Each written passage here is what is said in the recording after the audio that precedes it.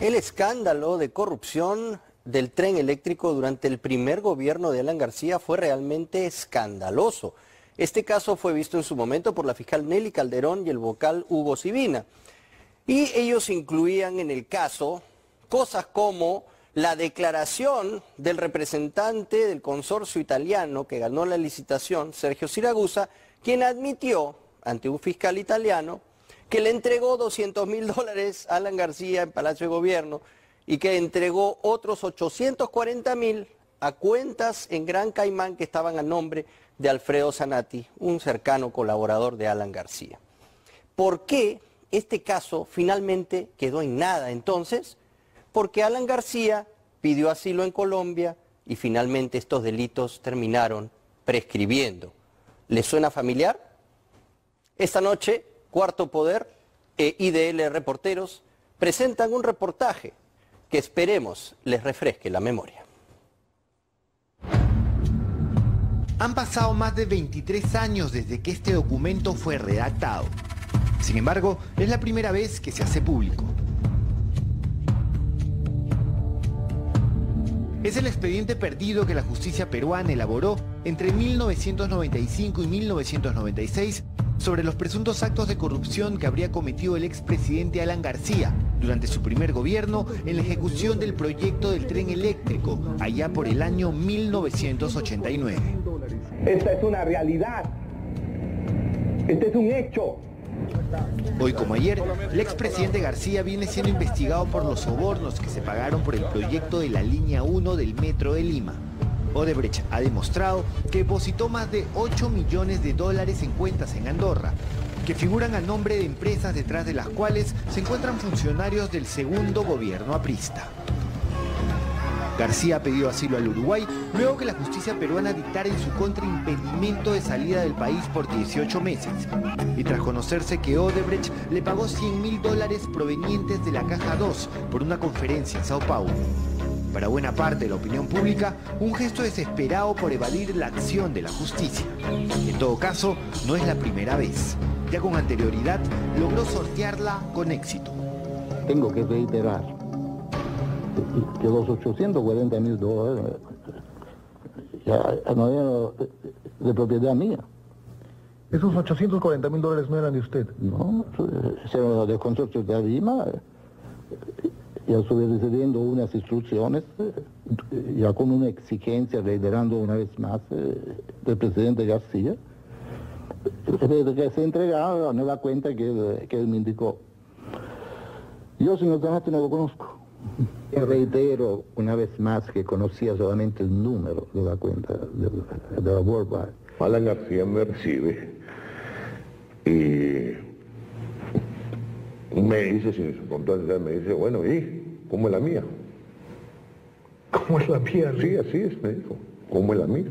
Por fin el país va a conocer, ya no por una versión de los enemigos, de los adversarios, producto del odio o la venganza, como es permanentemente el argumento de defensa de los apristas, sino la verdad de los hechos acontecidos. En su primer gobierno, cuando Alan García fue presidente en ejercicio, recibió sobornos. Si usted tiene menos de 40 años, quizás no conozca esa historia o simplemente no la recuerde. En este reportaje en conjunto entre Cuarto Poder e IDL Reporteros, presentaremos la investigación que autoridades como los fiscales Nelly Calderón y Miguel Aljovín y el vocal Hugo Sibina llevaron contra García en la década de los 90.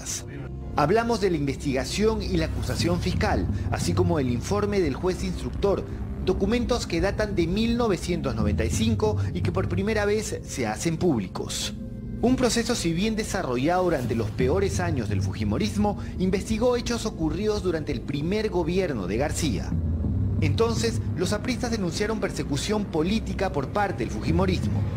Sin embargo, en estos documentos existen testimonios, cuentas, depósitos que son contundentes más allá de cualquier utilización política que se haya hecho de ellas. Eso sí no puede ser.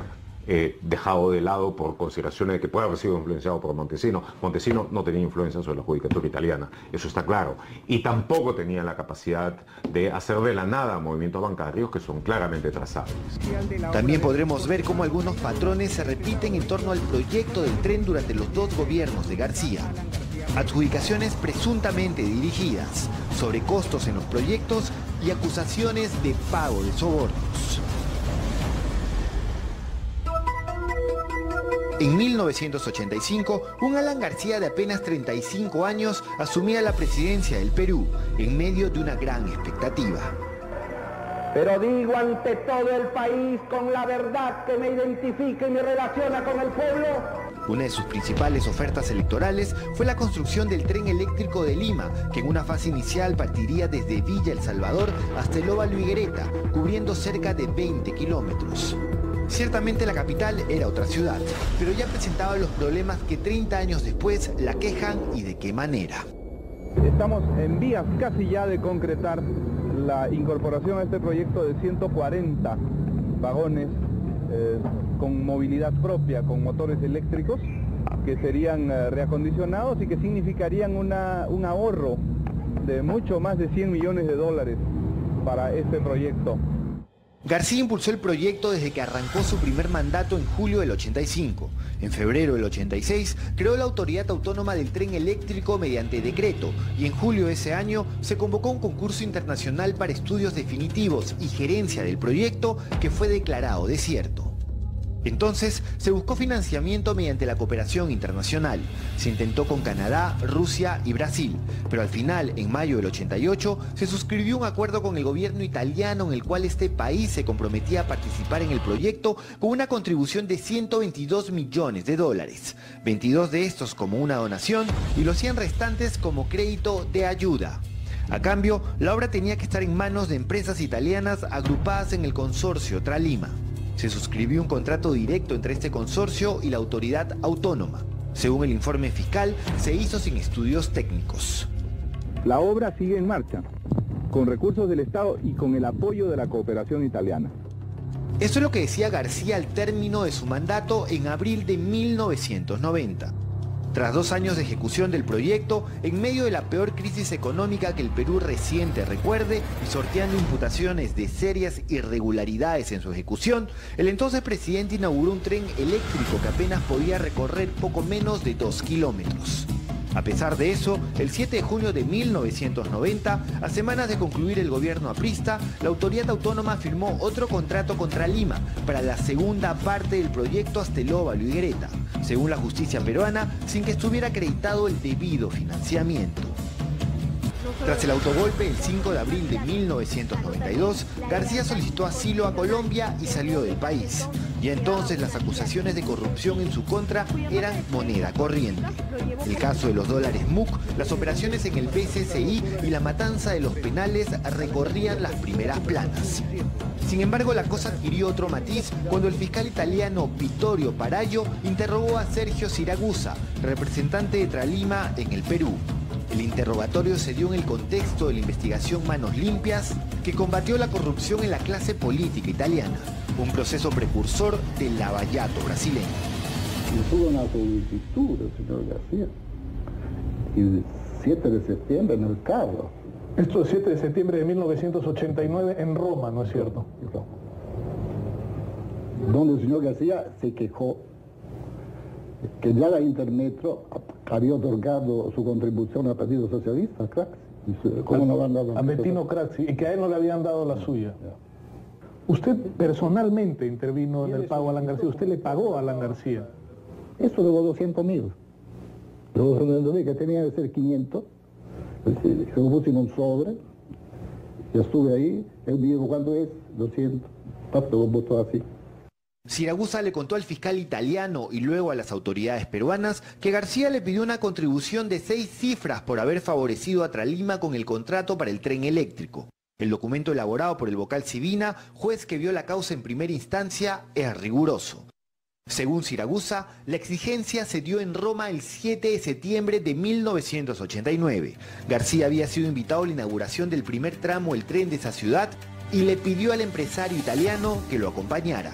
En el vehículo que los llevaba a la ceremonia, el entonces presidente peruano le dijo a Siragusa que el primer ministro italiano, Benito Gracchi, le estaba tomando el pelo, ya que él ya había recibido un pago por su contribución.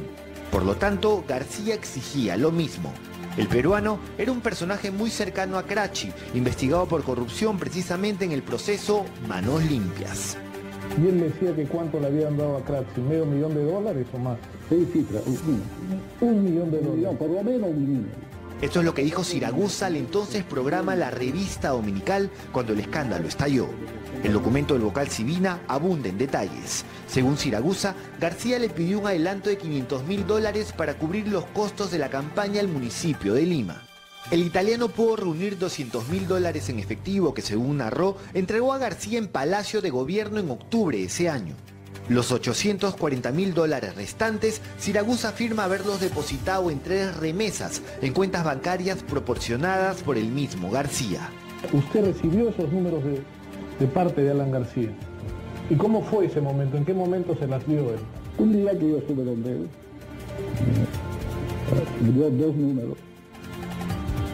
El primer depósito se dio el 11 de octubre de 1989 y ascendió a $300.000. La segunda entrega fue el 4 de enero de 1990 por igual suma.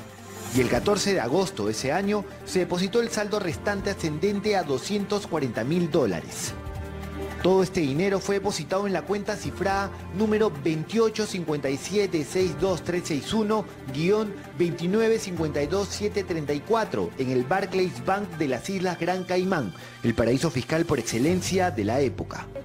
Siragusa entregó a las autoridades peruanas información que corroboró sus dichos. La carta remitía a los altos funcionarios italianos de Tralima informando de los requerimientos de García. También las órdenes de instrucción para las transferencias del dinero al banco en Gran Caimán.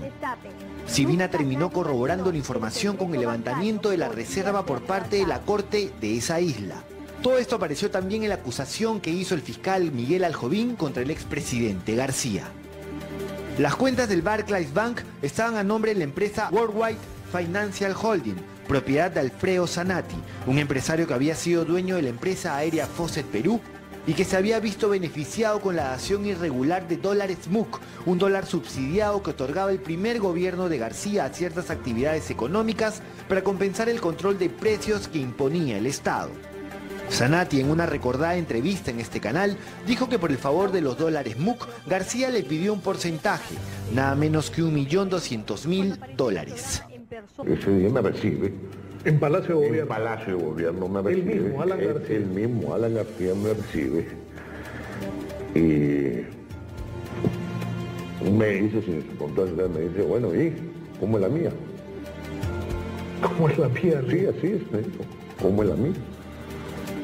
Zanatti dijo a las autoridades peruanas que abrió las cuentas en Gran Caimán a pedido de su amigo Alan García. Sostuvo con lujo de detalles que esa cuenta manejó $6.104.000, de los cuales $2.835.000 pertenecían al expresidente, contando los depósitos de Sergio Siragusa. Parte de este dinero se habría usado para adquirir radiodifusora 1160, Canal 13, entre septiembre y diciembre de 1989. Esa cuenta fue abierta a pedido expreso del presidente Alan García y fue utilizada para el traslado de fondos para el canal de televisión, que en eso ya se convierte en el canal 13. ¿No? Hay una entrega de $1 millón, otra entrega de otro $1 millón, hay $850.000 más de Tralima, llega como a 3 millones y algo. Alan García le explicó para qué era. Le dijo que era dinero ilegal, le dijo, ¿qué le dijo? Usted le preguntaría al presidente de la República, oye, ábreme una cuenta corriente, y usted le preguntaría, ¿para qué la quieres? No.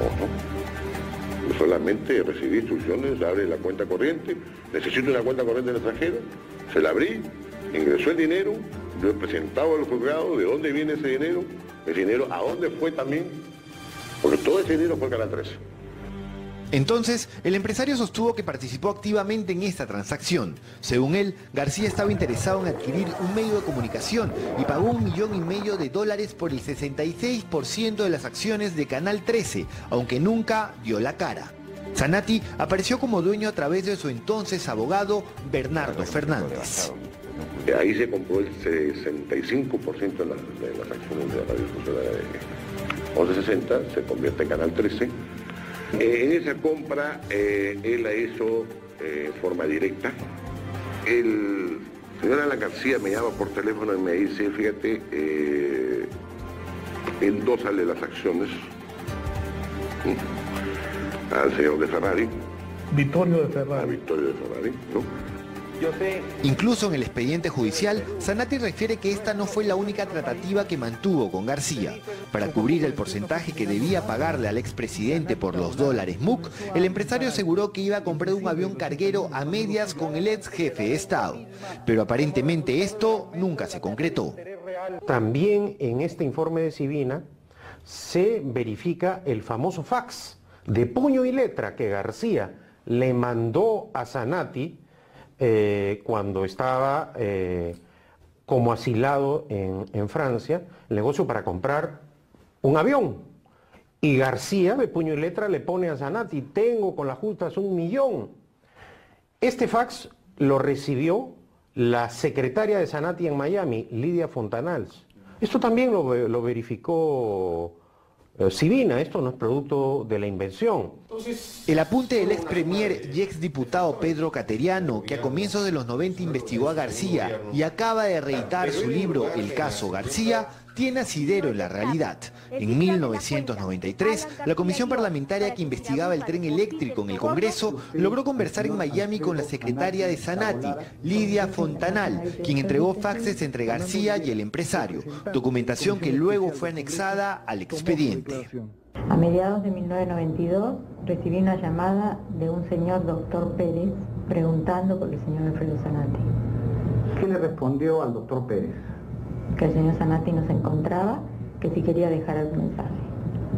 ¿Qué le contestó al doctor Pérez? Si podía enviar un fax a retransmitir al señor Zanatti.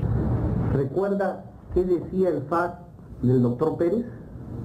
Recuerdo algo como que el doctor Pérez reclamaba al señor Zanatti $1 millón. ¿Se especificaba en el fax el motivo del reclamo de $1 millón? No se especificaba.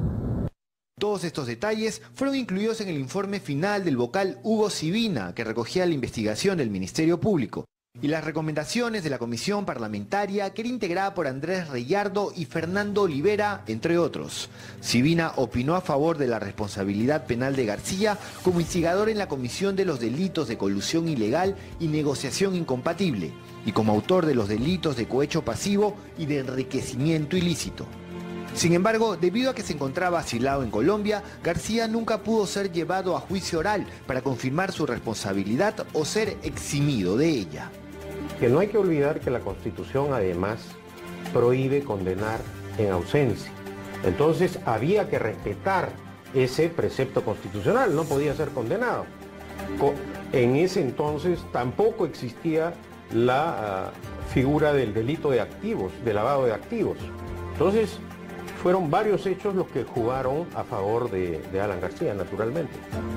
Con García asilado y con el fujimorismo de Alberto agonizando tras la metástasis de corrupción que lo invadió, en diciembre del 2000, la abogada del líder aprista Judith de la Mata solicitó la prescripción de los delitos que se le imputaban por el caso del tren eléctrico. La Sala Penal Especial de entonces le dio la razón y declaró la prescripción, que fue ratificada medio año después. Es decir, García nunca fue absuelto y quizás por eso, antes de volver al Perú, ofrecía declaraciones como estas desde su asilo colombiano.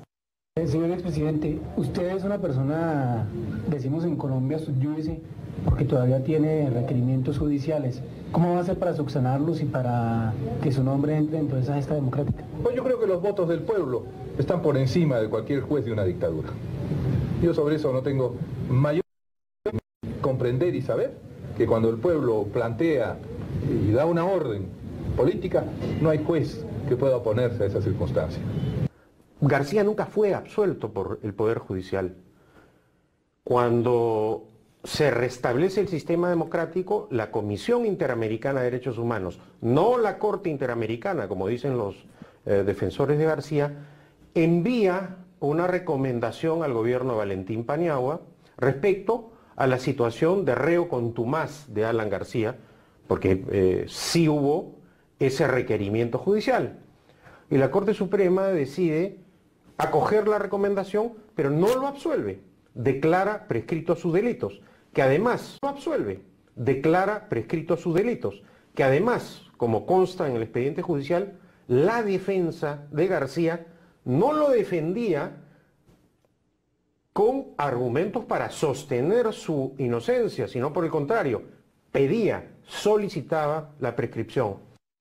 Además, en enero del 2001, el APRA presentó un video en el que Zanatti se desdecía de sus acusaciones contra García y señalaba que el régimen fujimorista lo había chantajeado para que lo acusara. Sin embargo, ya había dado datos que se habían corroborado y documentado. Todo lo que obra en el expediente Sibina parece contradecir ese cambio de versión. Después de haber hablado una y otra vez Zanatti, hacia el final, cuando cayó el Fujimorato, él intentó desdecirse argumentando de que había sido presionado. Pero de repente fue presionado. Todo eso debe ser dejado de lado.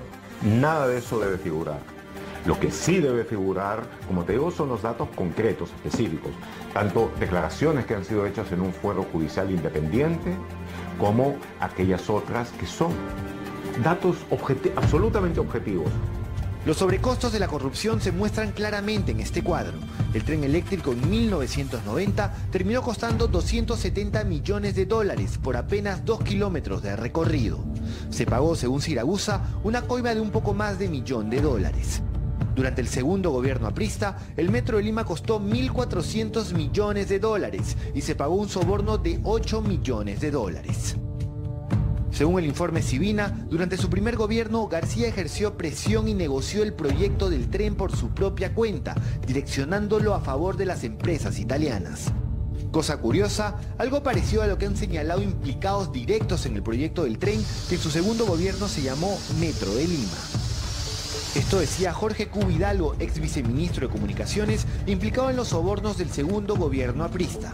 Hace referencia a Carlos Nostre, alto funcionario de Odebrecht.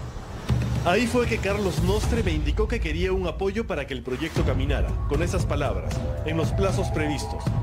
Que no me preocupara por lo demás porque su jefe Jorge Barata venía trabajando directamente con el presidente Alan García para el apoyo correspondiente. Entonces le dije que si tenía el apoyo a ese nivel, ¿para qué necesitaba mi apoyo? Y me respondió que era necesario porque era política de ellos trabajar también con los de abajo, porque ellos son los que le imponen el ritmo al proceso y son los que en efecto sacan adelante los proyectos. No hay que olvidar el viaje al Cusco del 19 de febrero del 2009 que García hace junto a Jorge Barata, el hombre fuerte de Odebrecht en nuestro país. Al retorno esa misma noche, García expidió un decreto de urgencia que encargó al Ministerio de Transportes las obras del Metro de Lima. 10 meses después, Odebrecht se hizo de la buena pro. En el caso García, las conclusiones de ayer guardan peligrosa similitud con los indicios de hoy.